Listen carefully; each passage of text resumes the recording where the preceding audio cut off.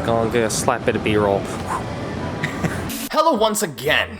So, over the weekend, well, July 27th, I don't know when this video is coming out, the folks of Argent Saga said, hey, you want to come to the ARG in Atlantic City? And I'm like, sure. So they flew me out to Atlantic City so that I can be more exposed to the people behind Argent Saga. I played in the tournament, I demoed games, I talked to the people, and now I'm going to tell you my actual opinions of Argent Saga. I've read the rules, played the game, I commented on the live stream while I was over there. Here's my thoughts. First of all, the game's really solid. Let's talk about the folks behind it. Like Jim McMahon. His last name is spelled weird. Jim. I am just so impressed by his resolve. Like, the moment he told me that all the money that was put into Argent Saga is out of his pocket, how he hasn't taken a single loan for this game, my mind was blown.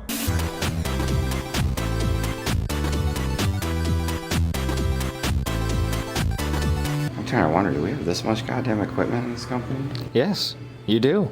We're here at the streaming setup for the event. It's like, what, 8:30 a.m.? 8:36. 8:36. Oh, I'm so close. Yes. And I'm here with Jim McMahon. Doesn't matter. The man. Yeah. There you go. And this is, if you go to the Kickstarter, this is the face you'll see that started it all. Yeah, I argue about that. So. You argued about it? No, that's how it should be. There's many more prettier faces on this project than just mine. You started the game. You started getting the funds for the game. You started development. What's the whole process like? Take me through the story. When did you start? When did you sit down and decide we're making Argent Saga? It's probably been something we talked about for, we figure, about 8 years. We got a little bit more serious with it about 3 years ago. Then April 2018, we said we were going to run with it. So that's when we started getting pretty serious, was April 2018. And then here we are, 33 days away. What specifically do you do, and what have you done? Oh, George. Oh, God. So what do you mean specifically do? Specifically, like, what on a day-to-day basis, what's your job in terms of Argent Saga? Or in terms of just ARG, if you need to? Yeah, I mean, in terms of ARG is, we obviously are a retailer, which is unique. So we're a retailer coming out with a card game. So I won't go through the whole history of that, but about in 2013, we really focused on being a tournament organizer. So when we were a vendor, everybody knew our company, everyone challenged us. Players always think there should be better pricing, blah, blah, blah. But the one thing that we took away from the players is they wanted to play cards more often. They wanted to have better weekends. And, we were a small retailer. So we went out and added some good pricing and decent pricing. And here we are in 2019. I believe this is our 6th championship. So we're at the ARG Invitational. So this is probably one of the last events that I'll be pretty involved in with the ARG. I've hired a general manager, so this is the circuit series. And now my day-to-day job is Argent Saga. It's about, I think a short day is about 12 hours right now. I'm probably working about 16 hours a day from all aspects. So we don't really have a logistics manager. I'm really running logistics, so I'm working with every single person, talking to the designers, to the graphic designers, to the players, the community, very active on Facebook. Listening to everything, and then hopefully I can hire someone to do it, because it is a process to put out a trading card game. It's really clear, though, that he's super stressed about Argent Saga. Like, he was going up and down the entire weekend. I'm like, I can see you. Like, sometimes you're chill, sometimes you're freaking out, and I'm like, it's understandable. Like, he put a lot of time and effort and money into this game. He really wants it to succeed. This was kind of like the test run. This was to gauge people's interest. And there was like 200 people that participated in the tournament for Argent Saga, so we're pretty sure people are interested. You'll notice that Argent Saga does nothing original, while also being completely original. They just sat down, took all the best parts of all their favorite games, and said, cool, let's combine those into a card game. And they reconfigured it just enough to where it works. A lot of folks are saying, hey, this reminds me a lot of Duel Masters and Force of Will. Like, if you took Duel Masters and Force of Will and they had a baby, it'd be Argent Saga. Especially since the folks behind Argent Saga, like, apparently a lot of them love Duel Masters / Kaijudo. Like, they say it was like one of the best card games ever designed, and they were like, they hate how it was managed, and so they're like, you know what? We're just gonna take them and do it right. Just put it in our game. Screw the rules. It's our game now.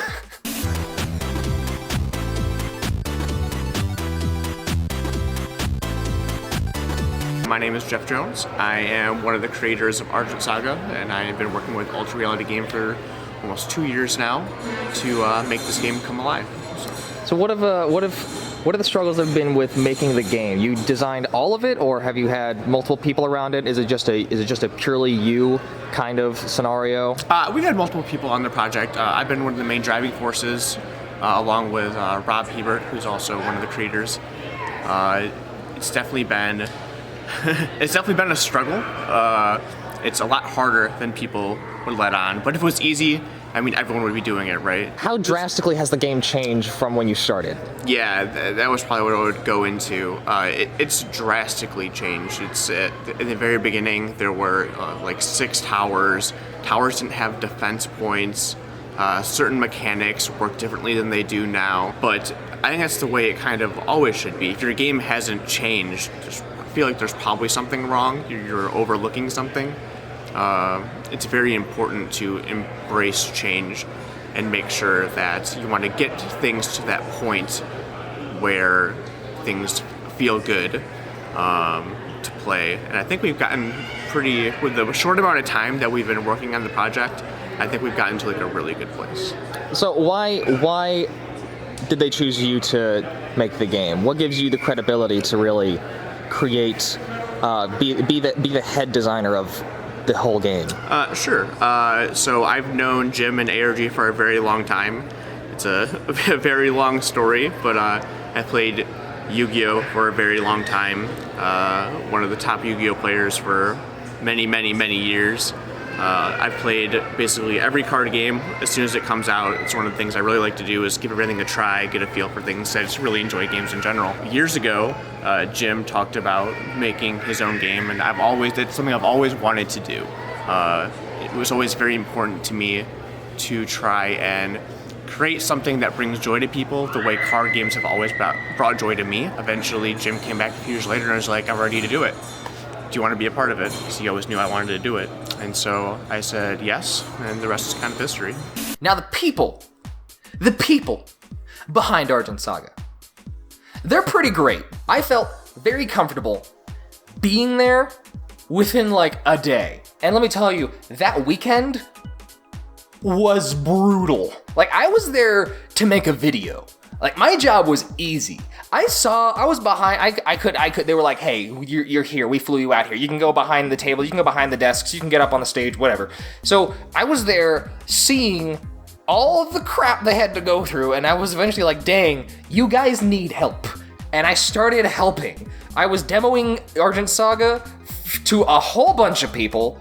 I was selling some of the product from behind the counter when some people were like, man, we're being pulled every which way. I'm like, don't worry, guys. I got you. I've worked as a cashier before.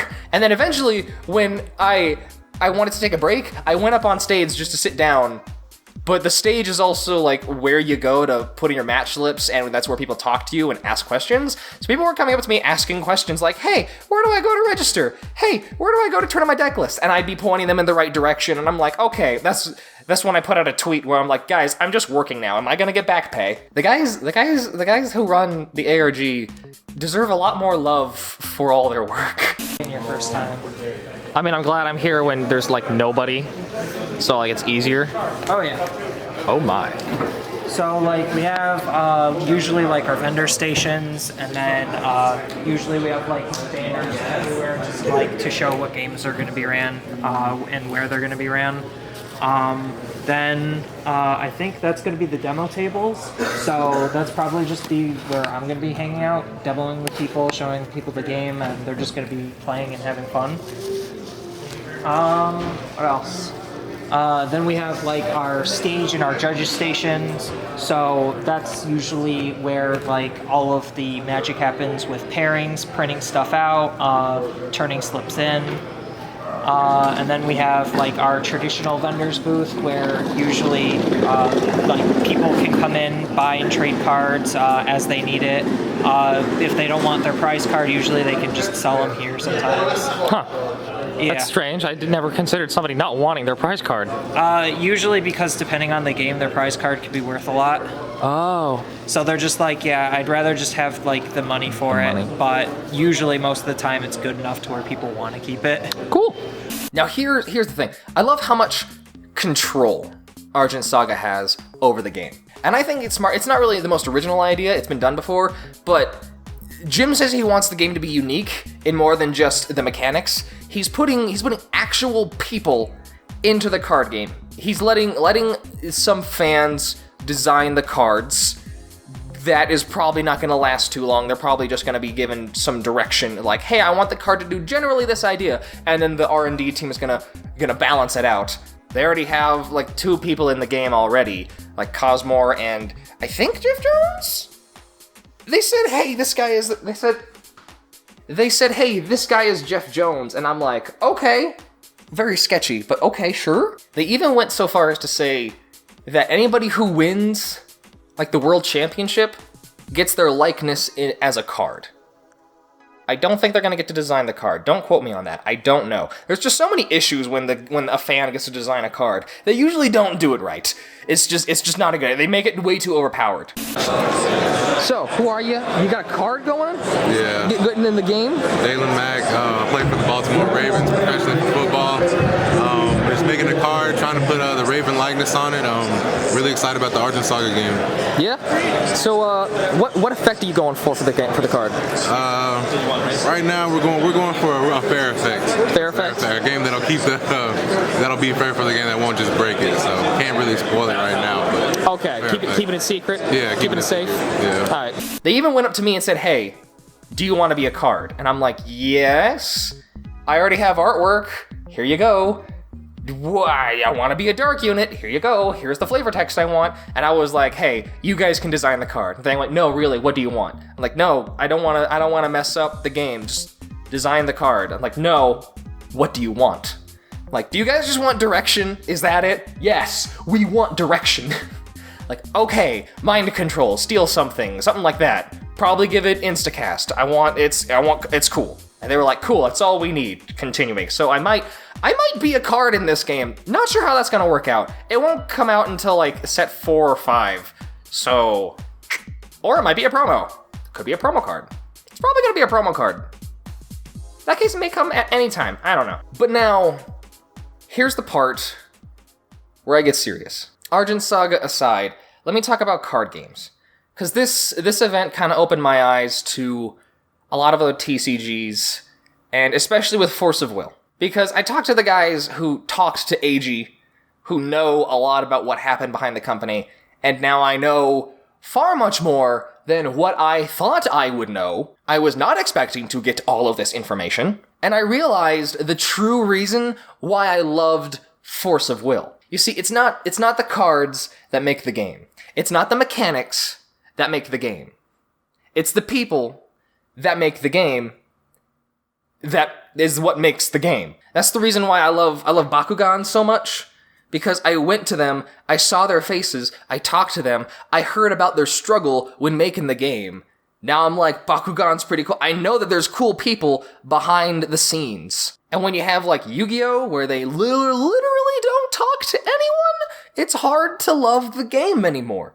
When you have Pokemon, where it's like, it's a good game, but I'm like, I don't know anyone who makes, I don't know who's behind the game. It's hard for me to feel a strong connection to it. With Magic, you got like Mark Rosewater, he's got like a blog, that's cool. At least they got that, they're trying to be open. But with Force of Will, it was you, they had live streams, you could talk to them one-on-one. Even if they weren't really that high up in the hierarchy of the company, you could talk to them. It was great, and they had, a lot of fans don't understand the fine parts about running a card game, about running a business, and so having to talk to them politically correct and not anger them is difficult, but that's like with everything public. Like, I have to do that just with YouTube. I'm oftentimes pretty lax on that because I can be. YouTube's a whole different place. But when you're with a company, you're trying to sell something, it's so much harder. And they took that leap and did it. They were doing it. And that's what made it so great. Now that's not there. Like, you had Eiji Shishido who would talk to fans, who would talk to Jim, who would go to events, who would go around the world just talking to game store owners. He was a great guy. Like, I didn't get to talk to him, but you could just get the feeling he's a great guy. You had Jeff, who would go on live streams, who would communicate on Facebook with the people. Like, everyone knew Jeff was a great guy. Heck, even Jordan Blanco, back when he was the global liaison, going the extra mile to do, I think it was a weekly stream. That must have been hard. That must have been hard on him. Like, yeah, he left, he had to leave, but like, we all still like the guy. And with Argent Saga, you have that. They're always talking on Facebook. They don't have a board of directors dictating what they should and shouldn't do. And that was the problem that Eiji had. And that's the reason why there was a lot of bad decisions in Force of Will. And I probably already said too much, so I'm not going to expand on that. And now it's at this moment where that Force of Will has gone into shutdown mode. How I see so much corporate scummery happened. Yes, I know that's not a word. Corporate scummery happening in other card games. How they increase the power level of other sets just to get the players to buy the product, which is a clear sign that the game isn't doing well. It's scary. It feels like these other games don't care about the people. They just care about our money, which is, pretty common in America with like every corporation out there. But that's not the case with Argent Saga, and that wasn't the case with Force of Will. But now with the soul of Force of Will gone, I can't really say I feel safe in Force of Will. This coming from me, the guy who's been a die-hard, sink with the ship kind of Force of Will fan. The guy who started his entire channel because of Force of Will and how much I liked what they were doing with the game. So I'm gonna tell you this. I'm gonna ride with Argent Saga for a while on this channel. Not sure how much content I'm gonna do, but I'm gonna do some. Gonna see where it goes. Gonna give my support in where I can. And I think at this point, I have to say, if Eiji isn't there, if Jeff isn't there, and if even Jordan Blanco isn't there, Force of Will is dead to me.